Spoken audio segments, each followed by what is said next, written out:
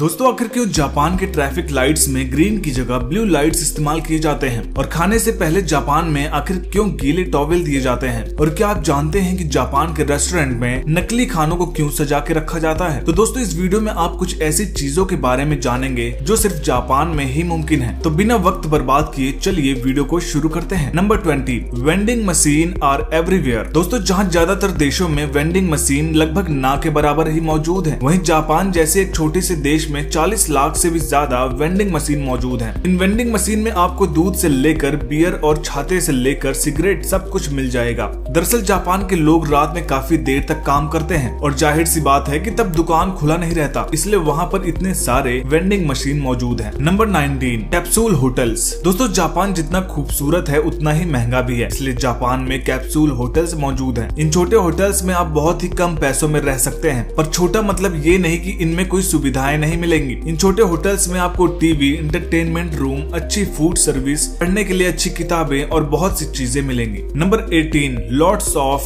किटकैट्स। दोस्तों अगर आपको चॉकलेट खाना पसंद है तो आपने किटकैट का नाम तो सुना ही होगा और शायद खाया भी होगा, लेकिन जापान में पाए जाने वाले किटकैट के बारे में जानकर आप हैरान हो जाएंगे, क्योंकि वहाँ के किटकैट का फ्लेवर कुछ ज्यादा ही अलग होता है। जी हाँ, जापान में केला, ग्रीन टी, चीज केक, यहाँ तक कि अल्कोहल के फ्लेवर वाले किटकैट भी पाए जाते हैं। Number 17, free tissues. दोस्तों जापान में जाकर शायद ही आपको कभी टिश्यू पेपर खरीदने की जरूरत पड़े, क्योंकि यहाँ बहुत सी जगह पर मुफ्त के टिश्यू पेपर दिए जाते हैं। दरअसल इनके द्वारा बहुत सी कंपनीज अपना प्रचार करते हैं और ये सब बस उनका एक मार्केटिंग स्ट्रेटेजी है। Number 16, wet towels before meal. दोस्तों जापान में खाने से पहले गीला टॉवेल का रिवाज है। इन टॉवेल्स को खाने के टेबल में साइड में रखा जाता है ताकि खाने से पहले हाथ को पोंछकर अच्छे से साफ कर लिया जाए, और सीजन के हिसाब से टॉवेल को गर्म या ठंडे पानी से गीला किया जाता है। Number 15, randoseru backpack. दोस्तों जापान में छोटे छोटे बच्चे जब स्कूल में जाते हैं तब वो एक विशेष तरह के बैग लेकर जाते हैं जिनका नाम है रैंडो सेरू बैकपैक। ये बैग थोड़ा महंगा होता है क्योंकि इन बैग्स को काफी अच्छी क्वालिटी के मटेरियल से बनाया जाता है, और आपको बता दूं कि ये शब्द रैंडो सेरू डच शब्द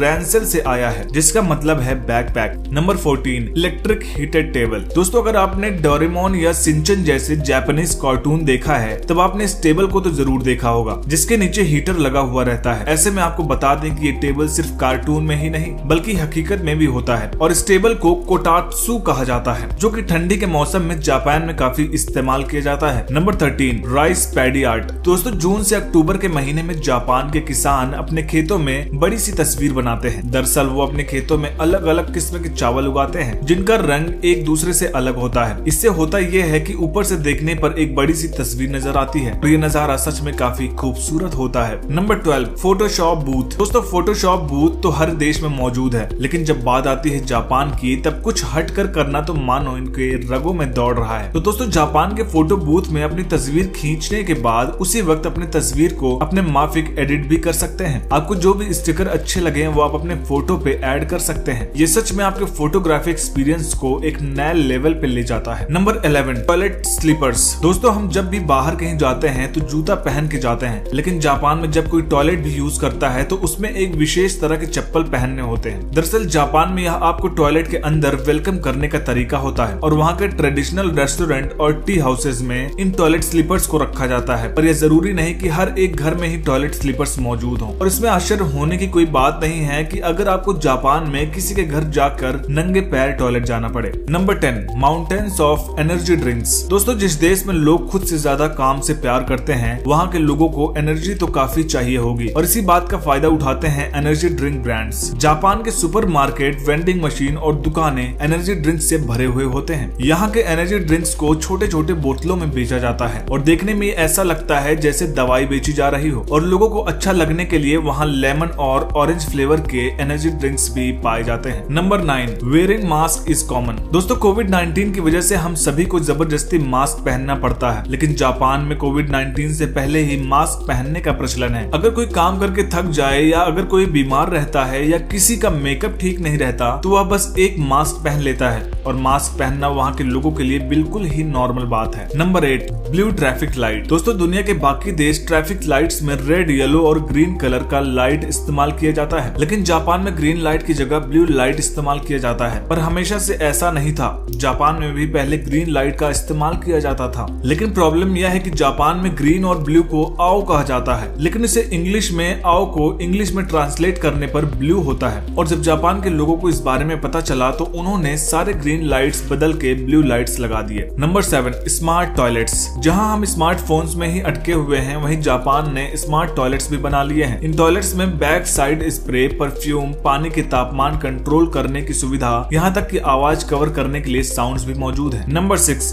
स्क्वायर वाटरमेलन। दोस्तों, या तो हर कोई जानता है कि वाटरमेलन राउंड शेप के होते हैं, लेकिन जापान में पाए जाने वाले वाटरमेलन राउंड नहीं बल्कि स्क्वायर शेप में होते हैं, और यह दिखने में जितने खूबसूरत हैं उतना ही महंगे भी हैं। एक वाटरमेलन की कीमत यहाँ 12,000 रुपए तक होती है। Number 5, 2 Valentine days. दोस्तों, यह तो आप सभी जानते हैं कि 14 फरवरी के दिन वैलेंटाइंस डे मनाया जाता है, लेकिन जापान में सिर्फ 14 फरवरी ही नहीं बल्कि 14 मार्च को भी सेलिब्रेट किया जाता है, जिसे व्हाइट डे कहा जाता है। दरअसल 14 फरवरी पे लड़कियां लड़कों को चॉकलेट देते हैं और 14 मार्च को लड़के लड़कियों को चॉकलेट या दूसरा कोई अच्छा सा गिफ्ट देते हैं। इसी तरह जापान में एक नहीं बल्कि दो वैलेंटाइंस डे मनाया जाता है। Number 4, free foot bath. अगर आप चलते चलते थक चुके हैं तो एक फुट बाथ आपको काफी आराम दे सकता है, और जापान के कुछ जगह पर पब्लिक के लिए फुट बाथ का इंतजाम किया जाता है, वह भी बिल्कुल फ्री। आपको बस अपने जूतों को खोलना है और अपने पैर को गर्म पानी में डुबोकर रिलैक्स करना है। Number 3, alcohol in public. दोस्तों, हमारे देश में अगर कोई दारू पीता है तो उसे कोई भी अच्छे नजरिए से नहीं देखता, लेकिन जापान में इसका बिल्कुल ही अपोजिट है। वहाँ कोई भी पब्लिक में अल्कोहल पी सकता है, वह भी बिना किसी हिचकिचाहट के। और यह बात शायद आपको इतनी अच्छी न लगे, पर जापान में ऐसा करना बिल्कुल ही नॉर्मल है। Number 2, automatic taxi doors. दोस्तों, जापान में टैक्सी के दरवाजे खोलने के लिए रिमोट का एक बटन दबाना ही काफी है। यह टेक्नोलॉजी बनाया गया है ताकि टैक्सी ड्राइवर्स को नीचे उतर के दरवाजा खोलना ना पड़े और उनका वक्त बच सके। यह टेक्नोलॉजी 1964 में टोक्यो ओलंपिक के दौरान काफी फेमस हुआ था। Number 1, fake food. दोस्तों, जापान के रेस्टोरेंट को अट्रैक्ट करने के लिए प्लास्टिक के बने नकली खानों को दुकान के बाहर सजाकर रखते हैं। इससे लोग आसानी से समझ पाते हैं कि कौन सा खाना उन्हें ज्यादा पसंद आएगा। दोस्तों, अगर कुछ नया जानने को मिला हो तो वीडियो को लाइक करें, चैनल को सब्सक्राइब कर दीजिए और हमारे वीडियोस के नोटिफिकेशन पाने के लिए बेल आइकन को दबा दीजिए। वीडियो देखने के लिए आप सभी का धन्यवाद।